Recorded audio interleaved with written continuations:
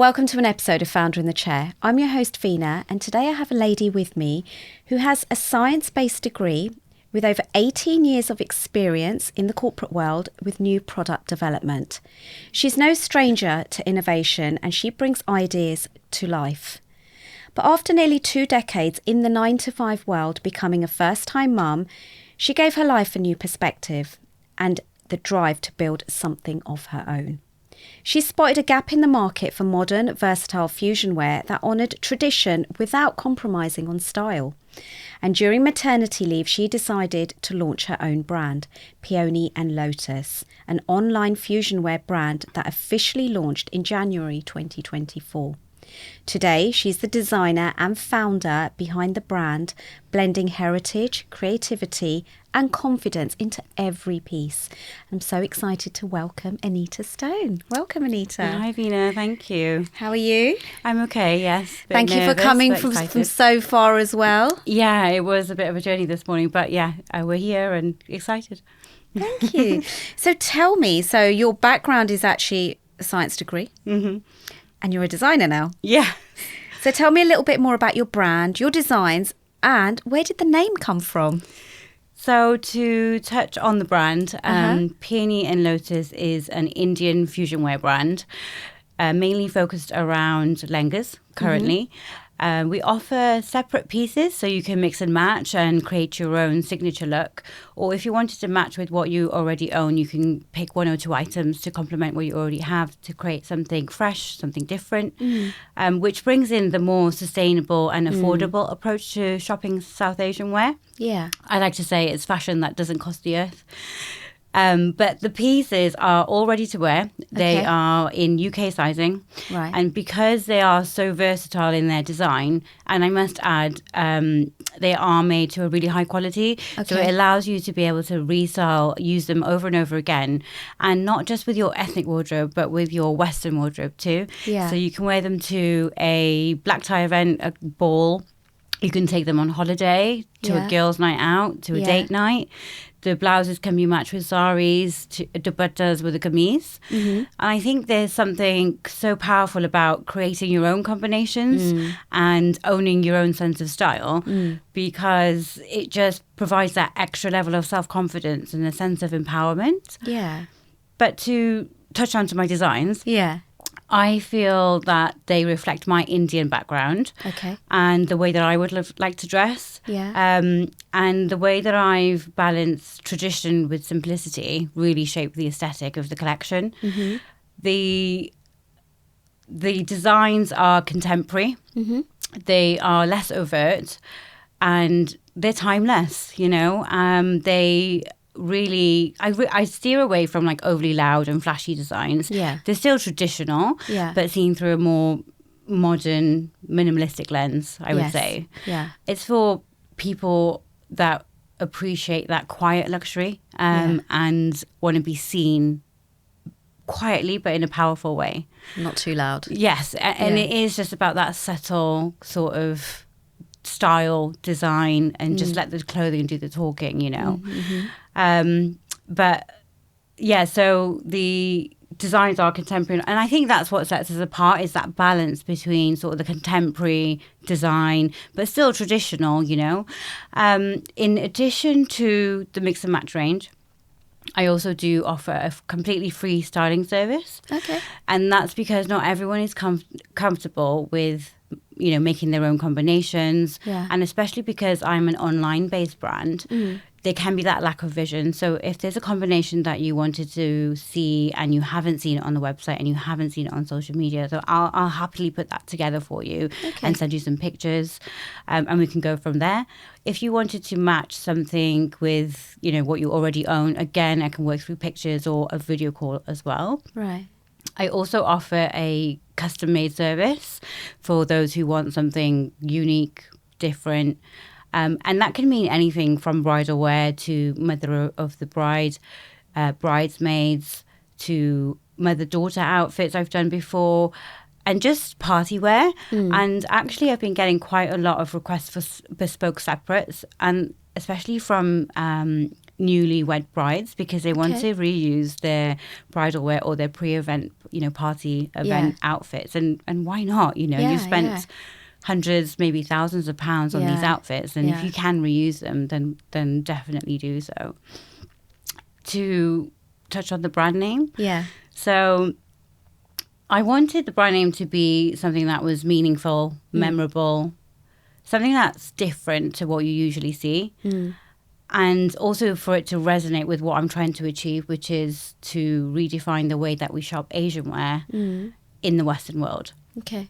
So I thought, peony being a popular flower in the West and lotus being the traditional Indian flower, I thought they just linked really well in connection to bringing the Eastern fashion attributes into the Western world. And not just through design, but through amenability. So, they're all ready to wear, no pre-stitching or, stitching required afterwards in UK sizing, and also available at a click of a button, and even on next day delivery if that's what you need. Oh, wow. Yeah. Wow. So is your clothing all made in the UK or in India? In India, predominantly, yes. India. So I do all the designs. And, obviously before the design, there's a sampling process. So I do all of that, make sure everything's right. And then, it gets shipped to the UK. So if someone's listening right now and they're like, I really want to start designing. So your background's not in design work?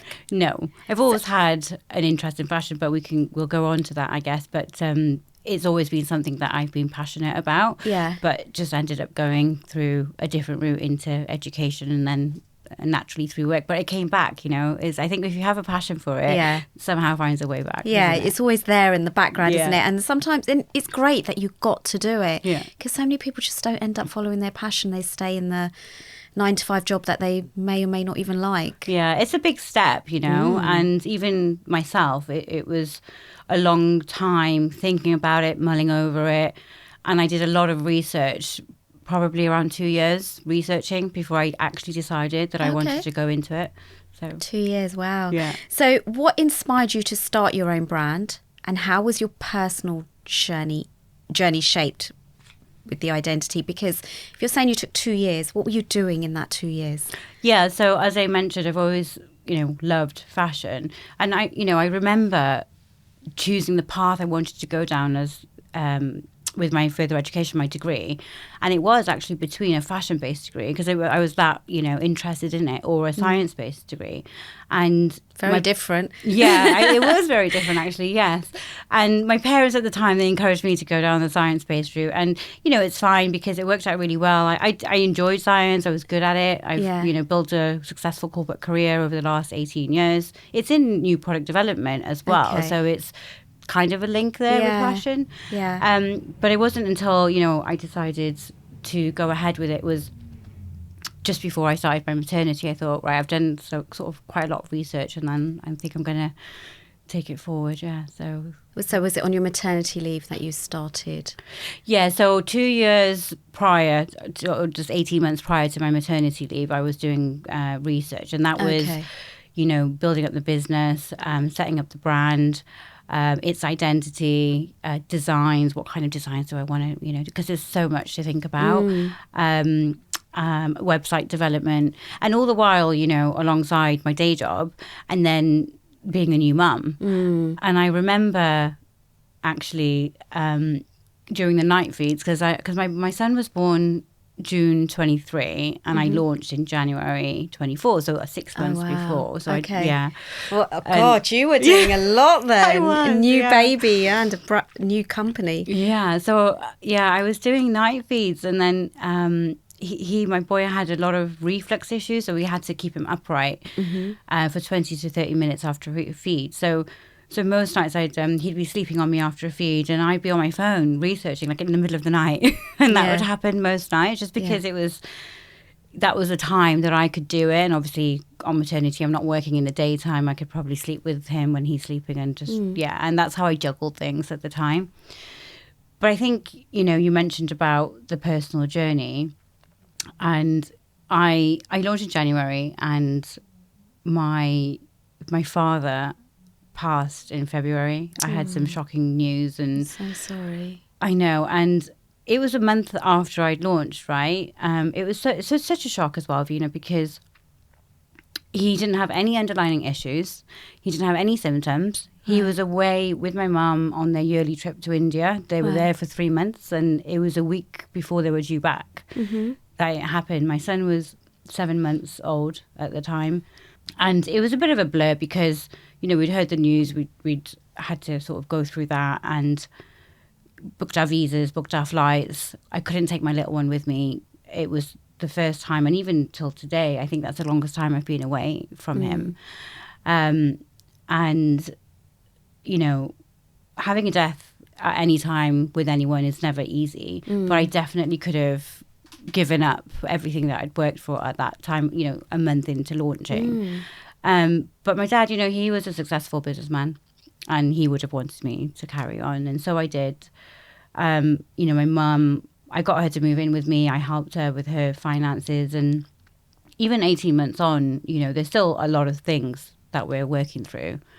And so it has been difficult to say, you know, to say the least. So, but yes, like I said, I was researching for a long time, and it was just something that I thought he wouldn't wanted me to give that up. And actually, you know, it's worked out well in the end. And I really enjoy it. I'm still doing it alongside my day job. So okay. And is there a plan to leave your day job? And maybe one day, we'll see. It's a fairly new business. We're only you know, 18 months in, and as you can imagine, with a little one and a day job, you know, the time I get to spend on the business is a little bit limited. So maybe in the future, we'll see. Yeah, okay. So what have been some of the biggest lessons or challenges in your first year of running the brand? So I've had a lot, many. And I think one of them was what we just touched on with my father. Yeah. And I think that just shows that, you know, if anyone is starting their own business or thinking about starting it, you know, is to just embrace your personal journey, because everyone's journey will be different. Take each day as it comes. The other one is, you know, doing everything as a founder, because I always say we, the collective we, but it is just me, myself, and I. So I'm doing, you know, everything from sort of design, production, marketing, social media. But I think I found supplier selection quite a difficult part of the process for me. And that's because I just wanted to ensure that the designs were made to how I envisaged them, especially being made overseas. And I wanted them to be made to a high quality. I was also looking for a supplier that would supply a low minimum order quantity, because the idea was to, you know, produce limited pieces per design, per size, so that the proposition was even more of a unique proposition. So, you know, they're limited in number. And I think this is where my corporate background really helped me, because I wanted to build rapport, build trust. I wanted them to understand the vision that I had for the brand before I even started the sampling process. So I really took my time with it. But I'm really happy to say that I'm really pleased with my supply base now. And I think like laying those foundations down really helps in the long run. And, you know, some of which design some of the bigger brands, you know, even today. So, but to add to that, I wanted to talk about my launch campaign.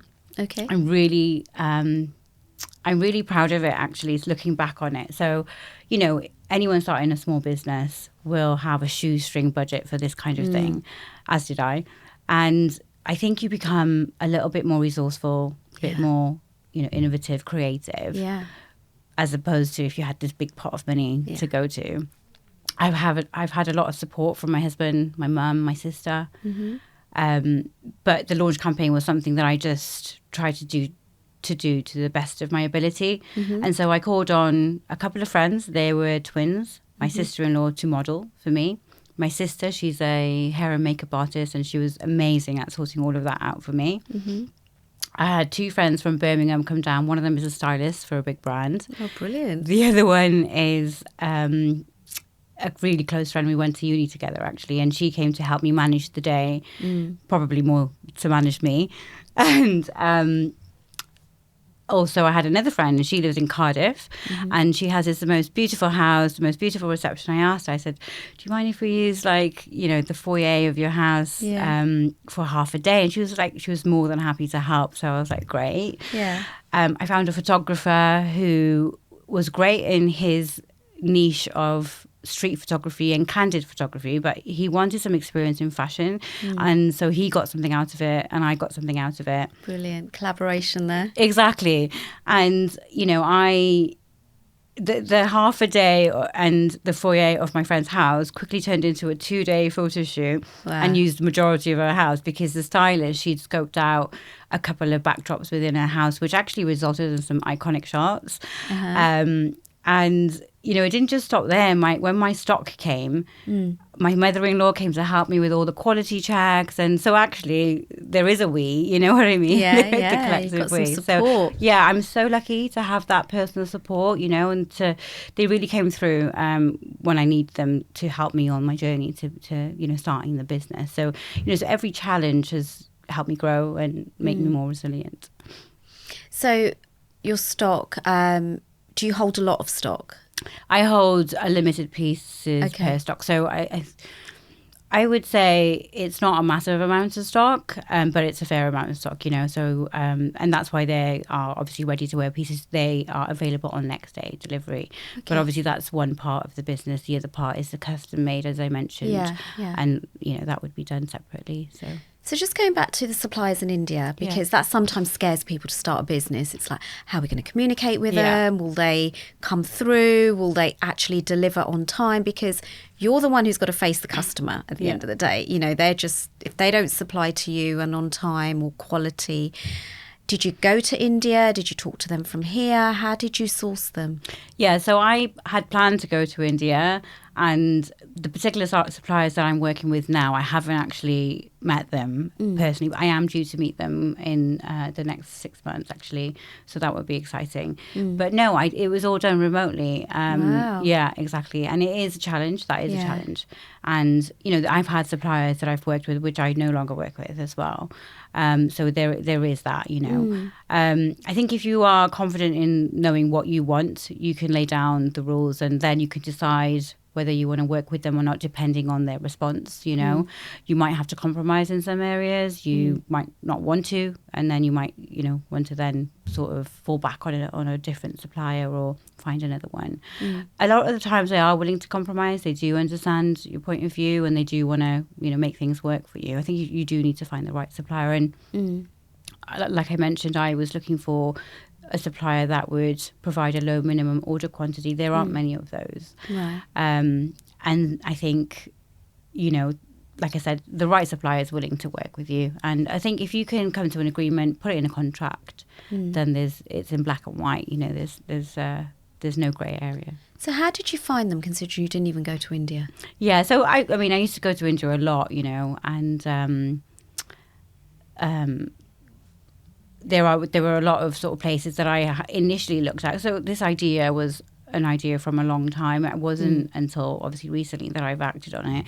So I'd always go out and be like, oh, I wonder if they could be a supplier, that kind of thing. But it was predominantly online that I found them.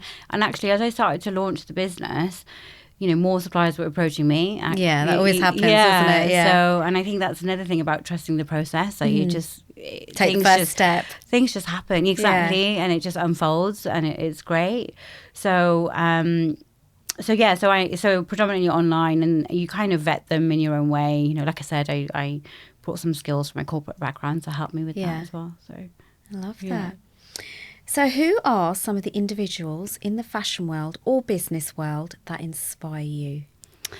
So definitely Sabyasachi. I think everyone can relate to that one. Yeah. But obviously, I wanted to reference Amit Agrawal as well, because his innovation in design is impeccable.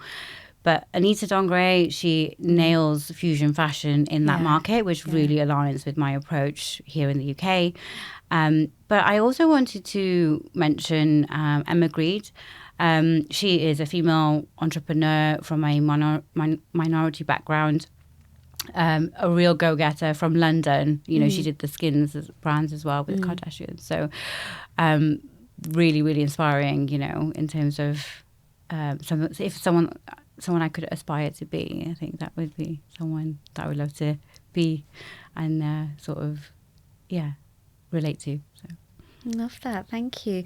What would be a top tip from you now that you've been running the business for a little while, if someone was listening right now and they're like, oh, do you know what, I want to start, I want to be a designer, I've always had a passion for it, just give us one tip or two tips that you would give them. I've got quite a few that I could probably share, but I think in general, I would say, you know, the first one, which I love, and it really stuck with me, was progress over perfection. Okay, and that's for any small business or any business. And I think in the beginning, when you're starting out, you want everything to be perfect, 100, 110% even. But, you know, chances are if something is 80, 90% of the way there, like, no one's going to notice apart from you. Yeah. So you should just because no one actually knows your plan. You exactly. just carry on. Exactly. And I think people can get hung up on that a bit too much, which then can hold them back. So I think if you just, you can always fix it after if you think it needs it, but you're probably moving on to your next, you know, part of the journey by then and, you know, forgotten about that. And naturally, you know, you will perfect things as you move forward. The other thing I would say is to set some brand values. I have 5. They're on the website. You don't need 5. You can have 3 or 4. But if you understand and relay what you want your brand to stand for, set those values really early on. They just naturally come through in everything that you do. And I think it shows in, like, even from marketing to social media, it's just second nature once you set those values. And I think the last one is to call on any resource that you have. So sign up to that free class, you know, book in that free consultation, attend networking events, because even if you're not going to progress with that free class or that proposition, you will always learn something new. You will always pick up something new and get the experience from it. Yeah. So I think, three top tips. Thank you. So you mentioned social media. Do you do all your social media yourself? I currently do, yes. Okay. And would you say it helps your business a lot? Like, do you get a lot of work from it? Yeah, I think because that is my main source of, I guess, you know, marketing at the moment. And, you know, I'm not as good on it as I should be because it takes a lot of time. So, you know, I think it does help for sure, especially if that's your main form of marketing, you know. I'm sort of looking at SEO and things like that now as well, but social media is always going to have a place, and I think it's really important. Yeah. So would you say social media is like your shop front? Yeah, for sure. Shop window, isn't it? Yeah, exactly that. And you know, you can share so many things on social media, can't you? So from, you know, your polished shop window or campaigns to UGC content to educational things as well. So it's probably more than just a shop window, isn't it? You can actually get more information out to your audience and really get them to know, you know, the real you, your journey, you know, that kind of thing. And that actually ends up getting you more likes, shares, comments when you share yourself. Exactly. Because everybody wants to know, well, who is the person behind the brand? How did she start? And then, you know, even just to know that you're a mum as well, but you're running this business. Yeah. You know, that's really inspiring because you're wearing so many hats. Thank you. But there are a lot of people out there that are mums to more than one child, you know, like a whole family. And it's definitely hard, but so many of us do it, and you know, fair play, because it's I think you need the passion as well to help that with that. No, absolutely. So Anita, what's next in your world? So we do a lot of pop-ups throughout the year, and that is because, again, we're an online-based brand. It's always good to meet clients face-to-face and customers for them to see the collection. And I've had some really most amazing positive feedback about my collection. And it is hard to see, like, on screen versus in reality. And you can really see the quality as well in reality. Also to build that trust. I'm a new brand, you know, so it's good to have that face-to-face to build on that trust and that relationship as well. So we have a few more coming up in the year, and you can just catch up on our socials or subscribe to our newsletter to find out some more information on the next ones coming up. And then I'm pleased to say that I'm working on my new collection, which is really exciting. I don't have a launch date just yet, but again, you know, look us up on socials and subscribe to the newsletter for more information on that one. And then I think lastly, I just want to see some growth. I want to be able to, share the information on separates and encourage people that, you don't need to buy a whole outfit. You can actually reuse what you already have and invest in quality separate pieces. I have seen a lot more people buy separates, and it completely aligns with our brand values. So long may that continue. I like that. I love separates. I love mixing and matching, a lenga top with a different lenga skirt, Exactly. or even wear a lenga top with jeans or something like that. Exactly. I mean, we used to do it all the time, me and my sister, as we were younger, because initially all of our weddings were in India. And so that was great because you can, travel, do your shopping and come back. And then as, those immediate family member weddings, started to die down, and then actually UK weddings became more of a thing. We were like, oh, we need outfits, and being from South Wales, it's quite far to travel, to get some outfits, and we did. Don't get me wrong, but initially we started mixing and matching, and back then, not a lot of people were doing it. We used to always get compliments, and where did you get your outfits from? And so they'd be really surprised to hear that we just put them together. I remember trying to find a gold skirt, and I just wanted to recreate this look in my head. So I asked my friends and family. I looked online. I couldn't find anywhere to purchase this gold skirt. And I think that's when I realised that there is a gap in the market for this. And I think I thought, oh, someone should really do this, Yeah. And I never did think that I would be offering unique designs at a click of a button. So that's. Oh, I love that. I love that little story. So you said there's a new line coming out. Yeah. Is it different to what you already do? Is it something exciting that... I don't want to give away too much, but I think it's it complements what I already do, because that's the whole point of mix and matching, right? So you should still be able to mix the new pieces with some of the old collection, but there are some different cuts I'm doing, different prints and things like that as well. So did you then do a course to become a designer? No, I haven't done a course. The only course I've done is probably in high school, which is the textiles course that I took. But like I said, I've always had a passion for fashion. So it's, through sort of the media, movies, that kind of thing. And like I said, the brand is basically a resemblance of my style in a way. So it's how I would like to dress, what kind of things I would think, oh, that's great. And I really want to sort of put the emphasis on timeless pieces, because, the whole point of investing in pieces is that you can rewear them. And so 10, 20 years from now, they should still be, able to be worn in a different way. So I think those couple of points sort of help me in my direction when I come to thinking of designs and things. Perfect. So it's coming out soon, the new collection, you said? Yeah. No date yet? No. So if we do want to find you on socials, what's your page called? So my Instagram is peony_and_lotus. TikTok, I am on TikTok. I should use it a bit more, but it's Peony Lotus. I am on Facebook as well, which is the same as Instagram, peony_and_lotus. And then I have a website, which is www.peonyandlotus.co.uk. There is a contact form on there as well, so if you wanted to reach out through the website, you can. And the fact that you can do next day delivery as well. So if you're really stuck and you haven't got your outfit yet, and it's full on wedding season now, you know where you can get some help. And if they do want something made to measure, how long does it normally take?